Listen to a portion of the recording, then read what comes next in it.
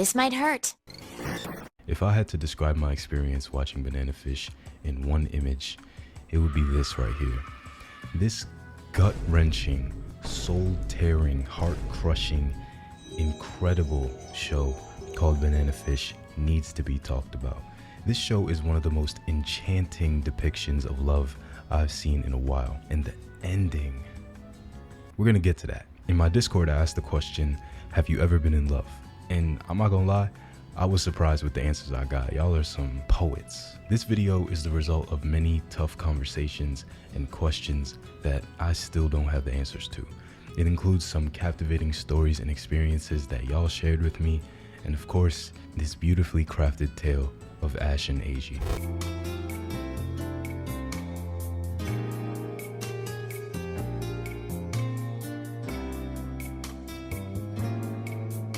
I've never been in love, to the point that people my age being in love confuses me.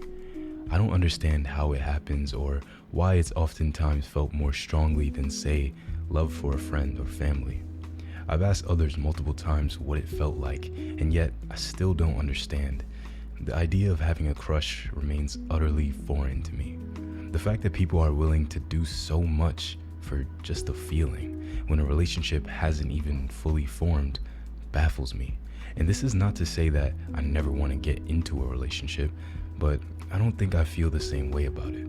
I almost want one to see if I can, or to have a friend around me very often. Not a very romantic thing, but that's something for when I'm much older. I care a lot more about other things and other sorts of relationships. Ash Lynx is the leader of one of the most powerful gangs in New York City. At just 18 years old, he's already seen some of the worst things the people of this world are capable of. With no immediate family or friends outside of the gang life, there isn't a single person in Ash's life who sympathizes with him. They see him as this cold-blooded hunter, a skilled marksman with unmatched intelligence, an impenetrable fortress with the support of one of the most powerful men in the business. At least, that's how it looks from the outside. But taking one glimpse into Ash's life will tell you that Ash isn't the one who's in charge here. As he's walking down an alley, a man collapses in front of him, and in his final moments, he hands Ash some sort of capsule and tells him an address. Shortly after, the two men that did this to him show up, and Ash demands them to expose who wanted this man dead. After some friendly conversation, they tell him that Dino is the one who ordered the hit. Dino Golzine is an absolutely disgusting creature. This sorry excuse for a human being is a mafia boss and just so happens to be the man that took the orphaned Ash under his wing. Sounds like a good deal, right? I mean, Pops is a freaking mob boss, respected and feared by important people all over the globe. Nah. And this is already pretty bad. Doing this type of stuff with the boy you basically raised as his father? But it gets worse. It's not just Ash. Unfortunately, there are countless victims of this man's sick and deplorable actions, from pictures, videos, and even selling them off to do favors for other guys like Golzine. Ash was one of those boys. His childhood and innocence was, in the most literal sense of the word, taken from him. Understandably, Ash is not very trusting. He's on high alert 24/7, never allowing anyone to take advantage of him again. But Golzine, he holds Ash's entire life in the palm of his hands. Ash can't take a single step without him knowing. This man has eyes all over New York City, even outside of the city. Like, dude has connections all over the country. So Ash is like a caged animal, thrashing around, his instincts going wild, telling him to escape, and his owner is just watching him, amused by his futile attempts at autonomy. Fortunately though, Dino isn't the only family member Ash has. He actually has an older brother named Griffin. He was serving in the military ever since Ash was young, and when Ash finally gets to see him again, they can barely recognize each other. Griffin returned home in a vegetative state, and Ash isn't 100% sure, but it has to have something to do with this vial that man in the alley gave him. The dots continue to connect seemingly at random, with Ash meeting Eiji, a Japanese boy who flew in with his mentor, and they end up interviewing Ash about what his life is like being the leader of a gang. Ash and Eiji immediately hit it off, with Eiji saying that since guns are illegal in Japan, he's never held one before. Ash, of course, lets him hold it. This was the start of their unbreakable bond. AG didn't just admire Ash's strength and beauty, they had this level of trust with each other, almost as if to say, as long as I'm with you, you're safe. And that trust gets put to the test as soon as they meet, and they get a glimpse into each other's lives. Ash being so well known has made him a lot of enemies. People who are willing to try him based on his appearance, or people who know of his strength and think he must be arrogant or that he's better than them, so they want to take him down. From the outside, Ash seems like this force to be reckoned with, an untouchable man of action who will stop at nothing to get whatever he wants. And that's half true. Ash may be a criminal, but more than anything, he wants to protect the ones that he loves. He doesn't want to kill anyone unless it's absolutely necessary, and he puts himself in these dangerous, life-threatening situations, all to protect the companions he has left. So when that gets taken from him over and over and over again, Ash slowly starts losing his grip on reality, and he doesn't even realize it. He keeps up this stoic act. He has to be tough because no one else will. No one else is capable of doing what he's doing. So he takes it all on alone, trying his best not to get anyone else involved in this life. I forgot to mention another thing. The fact that I'm afraid that I'll project some of my flaws onto that other person. Insecurities that might end up pushing them into a life that isn't best for them, but might appease me. For some unexplainable reason, there's one person that Ash is willing to sacrifice everything for. His research on what Bananafish actually is, his position as a leader, and even one of his closest friends. Ash would do anything for AG, and neither one of them really understand why. They had only just met by chance. One of them is a criminal, and one is a student from halfway across the world. They shouldn't even be in the same places, but somehow they found each other. While Ash is trying to figure out everything on his own, AG is there by his side, forgiving him when he fails, being compassionate when he's upset, understanding and bearing the burdens of his trauma alongside him, and not asking for a single thing in return. AG just wants to be able to be there for Ash, and Ash wants to be able to protect AG. A lot of people, including me, confuse lust for love. It's a tricky slope. From my experience, I feel like you shouldn't question if it's love. It's just something that you know is real when it's happening. Ash and Dino's relationship is very different from how things are with AG. Dino treats Ash as if he owns him. He invests all this money and other resources in order to keep Ash alive and physically well, and at the same time he trains Ash to be completely dependent on him, even if Ash doesn't think so. Everything and everyone he knows, it's all the result of Dino's infamy and connections. So Ash is forced to return to the world he knows. Whether he likes it or not, there's no escape from the world that was created for him. Except, that's not entirely true. AG is his escape. A clear path to a more peaceful life with someone he loves is seemingly not too far off. And that's what makes it so hard. It's such an easy decision, leaving everything behind and living in Japan with AG. It would take no effort at all, and it would allow both of them to escape this hell. But this hell that they're in is the reason that they're together. Without Ash living the life he has so far, he and AG would have never met. Without him being so cautious, constantly watching over his shoulder, both of them would have died by the hands of some goon ready to snatch Ash's spot.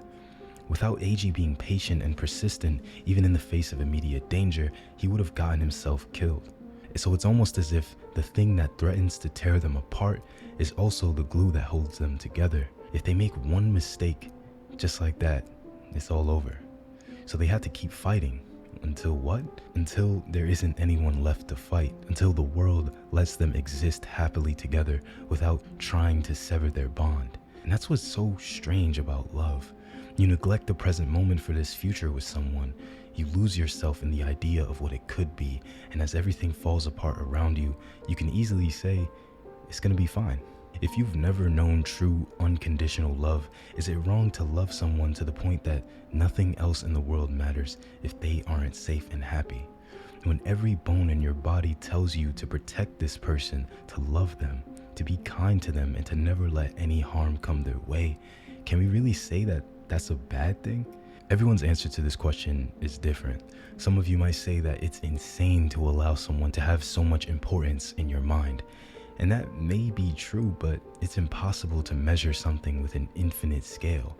Love isn't this linear, easily defined thing like, Oh, I love my mom this much, my dog this much, my friends this much, and my girlfriend this much. It exists on a spectrum because it takes so many things from our life into account. Our genetics, our childhood, the types of shows we watch, all of these things shape the way that we view love. And on top of all of that, we meet an entirely separate person from ourselves with their own view of love, which impacts it even further. And this is why the way that some people love their pets is similar to the way that they will love their own children. It's all they know. Your mind makes these connections and tells you what to do in certain situations with certain people, and in that moment, it feels 100% correct. Love is a way of being, not just a feeling that comes and goes. The way you love is embedded into your psyche, and it takes a lot of conscious effort to change that, if it's even possible to do so. So Ash, as unhinged as he might seem when he goes out throwing caution into the wind for the sake of AG, it's the same exact thing he was doing for Dino before then. That is Ash's only view of love, to protect someone by any means necessary, even if it hurts them in the moment. You know it's for their benefit, so it's okay to make decisions on their behalf, to hide things from them, to pretend like everything is fine. The same way Ash can see right through Dino's arrogance, AG can see right through Ash's stoicism. They know that these two that everyone calls boss, admires, and respects so much are still only human. For Ash and Dino, it creates friction between them, and for Ash and AG, it makes their relationship stronger. Ash is the same exact person with both of them, but the relationship dynamic is completely different. With one, he feels on edge, helpless and dependent on his surrogate father, and with the other, he's free to show all of his scars because AG will love and accept him for all of the things he tries to hide. I think I've been in love before.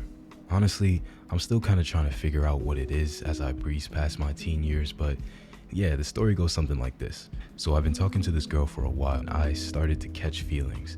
I was always scared to make moves, and eventually, due to my lack of understanding and honestly lack of maturity at the time, I kind of effed up by saying some stupid stuff.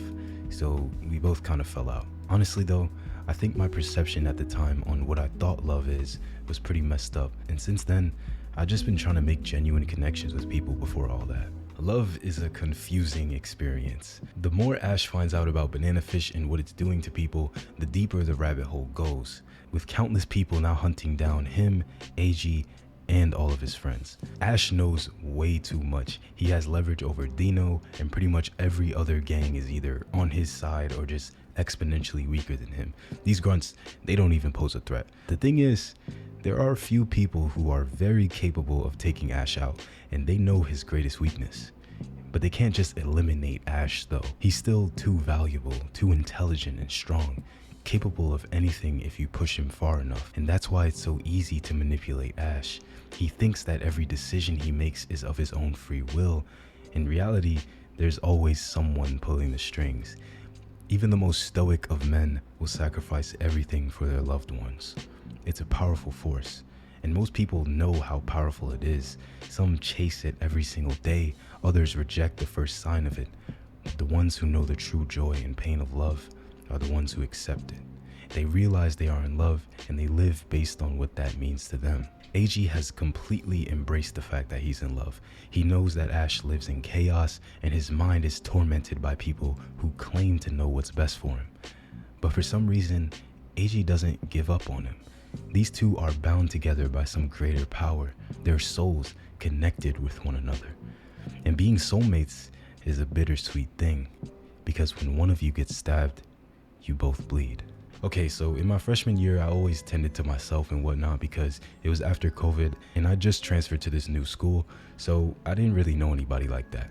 So while I sat on the hallway benches in the morning before classes start and when lunch started, this girl would always visit and talk to me for a while before going off with whatever she was doing. I've never been in a relationship or had that many friends in general, so I didn't know why she would go out of her way since she had other friends. Due to that, I was very infatuated with the time I spent with her. I don't know if it was love or just wanting to listen to her voice or something, but I made very awkward decisions and was tongue twisted because of it. But I always knew it would never work out, so I repeated to myself, she's just nice and this is how she talks to everyone, so I wouldn't ruin anything. A few months after school ended, we would text each other every so often, and one day she told me that someone I knew informed her that I liked her while I was out of school and wanted to know if it was true. I couldn't just lie, so I told her yeah, it was. She then told me how she never felt the same way and that she was sorry that she led me on and she didn't mean it. I felt so bad, not because she said she didn't like me, but because she had no reason to be sorry. It was my fault that I felt that way, and I didn't want her to feel responsible for it. We still stayed friends after though. I'm still able to message her whenever, but we just haven't talked in a while. I've gotten better at talking to people. Still single though, so bear with me. Love comes in many forms. There's like 6 to 8, depending on who you ask. And Bananafish really touches on 2 types of love in a way that's so poetic, it makes you empathize with the characters that you are supposed to hate. Yulong Lee is someone who is desperately searching for love. It seems like he has completely rejected the idea of love in his life. He sees it as something that makes you weak and susceptible to outside influence, which is why he hates Ash so much. But what makes Lee such a compelling character throughout this story is the way that he directly challenges Ash's new lifestyle. The leader of a gang isn't some benevolent savior. He's a ruthless, tyrannical leader who imposes his will on others. Or he's a snake who slithers in and out of dangerous situations in order to get his way. And as we see later on, Lee's view of the world is shaped by an extremely dark and twisted childhood. His mother became his father's mistress at only 10 years old. The mistress to a 65-year-old man at the age of 10. And then 5 years later, she gave birth to Lee. After Lee was born, he was seen as a half-breed and a disgrace, but his father gave Lee and his mother special treatment, so his half-brothers physically abused his mother out of spite. They did unspeakable things to her, and eventually took her life. They wanted to take everything from Lee to make him weak and hopeless, and for a while, maybe that was the case. But soon after, Lee's resentment for his brothers reached a boiling point, and he became hell-bent on getting revenge on his family after all they did to him. So he waited for years, slowly gaining knowledge and devising his plan to kill his brothers. So upon meeting Ash, seeing that someone with a similar past of betrayal and being treated like a pawn by more powerful people, and how someone like that could find true love, he wants to take that away from Ash. He wants to let out all of his frustration and hatred on a strong, worthy opponent, not some weak lover boy. So he hates Ash and AG for what they represent, which is something unattainable for him because of the way that he chooses to live his life. Some things are unforgivable, and some people will stop at nothing to achieve their own version of justice. I'll share the most recent experience. After a bunch of bad exes, guys who didn't want to work and didn't want to better themselves, kind of just had my shifty emotions in check, and that was what they offered, I guess. I work at Verizon, business sales. I'm in an office, suit and tie every day. I, with all my coworkers, are all goal-driven and want to do better in life. Wholesome stuff. Then coming home to the opposite in what was my ex. And I never saw it like this until I met this one guy. We'll call him Ike. He visited my office from New Jersey, and he kind of changed my perspective on everything. What I want in a relationship, but more so how I should be thinking in said relationships. He was the perfect package. Body, mind, finances, 15 out of 10. He's perfect. And I wasn't able to have him because he's straight. But I love this guy for everything he's done for me, because I'd probably be down a toxic rabbit hole if not for Ike. Arthur, who was very obviously the Judas in Ash's gang, ends up taking Ash on in a 1v1 kinda. After their battle, Ash is left in critical condition, and it's revealed to the public that he died while being transported to the hospital. He's not dead. The government just wants to run some experiments on this kid's brain, but that's not the story that everyone else, including AG, was told. But AG, he won't buy it, so he picks up that Tully and he gets ready for war because he knows that something is up. And it's here that we see AG's inner conflict. He can't bring himself to kill Lee, someone who directly opposes him and Ash and plans to kill them both. And you know what? That reminds me. I've been talking about AG like he's this paragon of virtue, this warrior of peace and love, but this dude is more similar to Ash than you might think. AG thinks that there's an easy way out for Ash, that just by leaving New York and moving to Japan, all of his problems will go away. No one has to get hurt, no one has to die, they can just forget about everything and live happily ever after.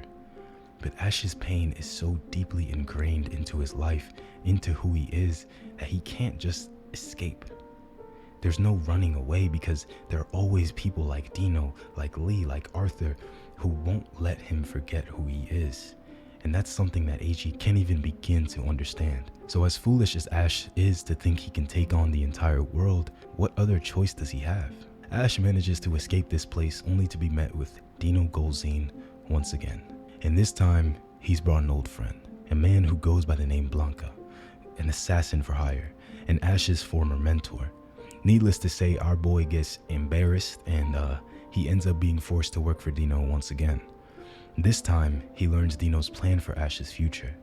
He will legally adopt Ash and make him the next leader of the Mafia, officially as his son. After hearing this, knowing everything he had to sacrifice, all the loved ones he watched die, the lives he took with his own hands, Ash felt completely helpless.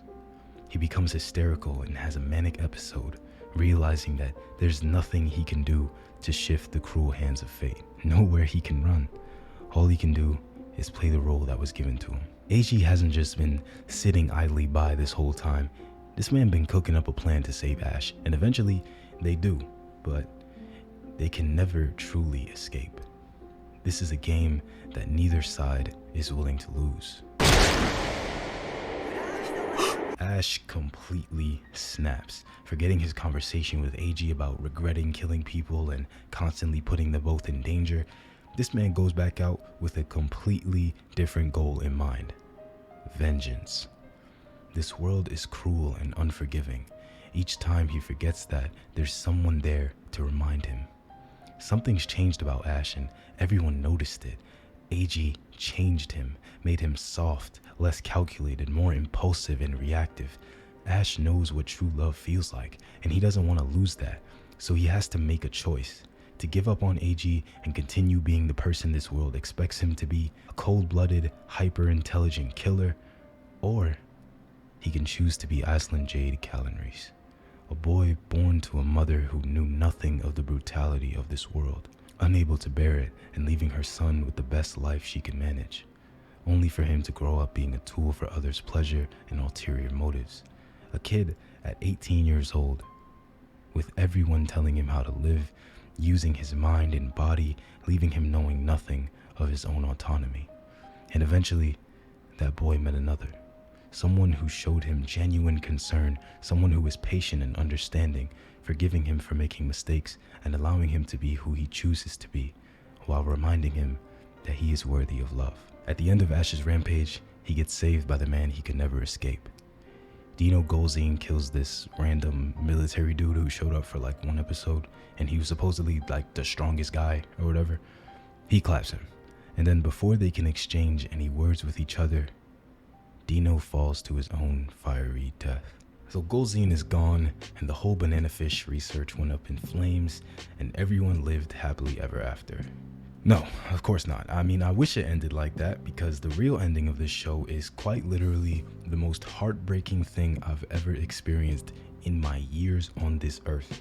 I know I gave a spoiler warning at the beginning, but here's another one specifically for the ending, because I think you need to experience the same level of complete and utter shock that I did. After all the smoke clears, AG was nursed back to health, at least enough to sit upright in his wheelchair. And as he's preparing to head back home to Japan, he wanted to speak to Ash one last time, but they both know it's best if they don't see each other, considering the fact that Ash is technically dead and feels this immeasurable guilt for all the sins that he's committed. AG sends Ash a handwritten letter, and when he opens it, he sees a plane ticket with his name on it. One way to Japan. In his letter, AG wrote how he knew Ash was tougher than him on the outside, but that his wounds are so much deeper. Even though Ash is stronger, AG always wanted to protect him. After reading it, Ash runs to AG. He finally realized where he belongs, who he's meant to be. But this world is cruel and unforgiving, and every single time Ash forgets that, there's someone there to remind him. AG desperately wanted to save Ash from his fate, for them to be together peacefully, away from all the violence and evil ways of this world, but Ash wasn't ready. He hesitated, he wavered, he questioned himself. He was stuck in between two choices, so the decision was made for him. Ash lived his final moments accepting true love into his heart completely, without fear. And it's like AG said, 僕の魂はいつも君と共にある。 With all the stories I read from you guys about your experience with love, it's safe to say that we each view love differently. And this led me to ask a very important question. It isn't what is love, because we know what love is. Love is patience, kindness, humility, selflessness, honesty, trust, empathy, compassion. Love is so many of these wonderful things, but the question I ask myself is, why? Why do we feel love so strongly? Why does it make us do such stupid things? Why do we fight so hard for the ones that we love? Why do we continue to search for love in all this chaos? And as I tried to find an answer, it left me with more questions. How can someone come into my life and understand me in a way that I can't even understand myself? How can one person make all the noise in my mind go silent? How can someone be so kind to me? Don't they know what I've done? Don't they know what was done to me? I'm so damaged, so broken, yet you still love me. Why? And even going that deep into my mind, I still couldn't find an answer that I was 100% confident in. And after a couple months meditating and living with these questions running through my mind, I think I finally got it. I'm not supposed to have an answer that makes the idea of love just make sense. Love is the purest form of expression. It's the absence of judgment and labels. To say you love someone is to say, in spite of everything, I choose you. I believe in you. I know what you've lived through, and I want you to continue to grow, to learn and experience all that life has to offer. Love is a gift, and the more you give it, the more you receive it. And it took a lot for me to accept that, because I can easily say something like, this person broke my heart, so there's no point in giving love because it'll all end the same way. But the thing that I realized is love transcends everything, including time. And that's the best part. Just because your journey together is over doesn't mean the love ends there. Maybe it wasn't your choice to fall in love with that person, and they might have ended up breaking your heart. But now you know what love feels like, what it feels like to be present in the moment with someone where nothing else matters. And you get to share that feeling with the world. So hold on to it, because another thing about love is that there are an infinite amount of ways to show it. There's someone out there wondering if they even deserve love, or if it's even real. And you're here holding on to so much love, and you're afraid to share it because you think that you'll lose it. But I promise you, there are so many people that will be eternally grateful for you reminding them that yes, they do deserve to be loved, and so do you. The only way to experience that is to open your heart to it. And you don't have to show it the way you see in romance anime. There's something inside of you that only you can show the world. And that is your definition of love. And now, for my thoughts on the ending. This is one of the most beautiful and poetic endings to a story ever. Ash and AG's short time together had so much conflict. AG was ready to leave at every turn. This dude's like, yo, let's get out of here. Let's leave all this behind. We gotta start a new life. We gotta go. And Ash is like, nah, I gotta figure out this stuff. You know, I gotta fix my life. Gotta see what's going on with my parents, with my brother. Got these people trying to kill me. You know, once I figure all that out, maybe then we could go to Japan. And the fact that all of those things end up getting resolved and they still don't get to be together, it's heartbreaking. Because Ash was finally ready. He realized there was nothing else to wait around for, and that he should just go and be with AG. Only for someone to take that opportunity away from him at the last moment. But what makes this so beautiful is the fact that neither one of them had any regrets. Ash died knowing that AG will always love him, and AG left knowing Ash genuinely cared and wishes him the best. They both knew that it wasn't all for nothing. All the feelings they felt were real, and it's okay if they never see each other again, because that doesn't take away from what they had. Even though AG doesn't know that Ash is dead, he knows he might never see him again, and he accepted that reality. He will live on with the memories of Ash close to his heart, And I think that's perfect because it shows that they don't have to be together to impact each other. They truly are soulmates. And it's shown through Ash finally having a change of heart at the very end, and AG accepting Ash's choice to live the way he felt he should. At the same time, they both wanted to see each other one last time, and maybe even live together in Japan. And it sucks that they didn't get that chance. So it's like all these conflicting emotions hit you at once. It's like, man, this is so beautiful, but like, I just wish they could see each other again, just one more time. And I'm not gonna lie to y'all, in this ending sequence, I shed that one manly tear. Seeing it all unfold, I'm not gonna hold you. But yeah, this is one of the most emotionally moving stories I've experienced in a while. And I'm so glad that I got to share my thoughts with you. So thank you for watching. As always, a very, very special thank you to my patrons this month. Shout out to Gwen and Biomon, who have been Patreon members for 7 months straight. Y'all, man, y'all are the ghosts. And also thank you so much to Selly, Jonathan, and Teo for continuing to support me over there as well. Really appreciate y'all. Thank you. So if you've been following the channel for a while, you probably know that my upload schedule is hot garbage. So with this being very common knowledge, you might want to stay updated on when the next video is coming, or maybe you want to be a part of it, or maybe, you know, just maybe you want to chat with me and the rest of the community. Boy, do I have just the thing for you. the rariKP Discord server. Yeah, so join the Discord server. We be turning up in there, but we would turn up way more if you were there. So click that first link in the description and come say what's up. The next video will not take 3 months. For real, like seriously. If I take 3 months, y'all can all unsubscribe. Not actually though, like maybe like, what if I go on vacation or something and then I come back and then y'all unsubscribe? That would be crazy. I'll find a way, okay? Listen, the next video, it's gonna come out sooner than 3 months. So if you made it this far in the vid, you must really like listening to me talk. So drop a phone emoji in the comments. Subscribe to hear me talk about your next favorite anime. And with that, I'm out of here.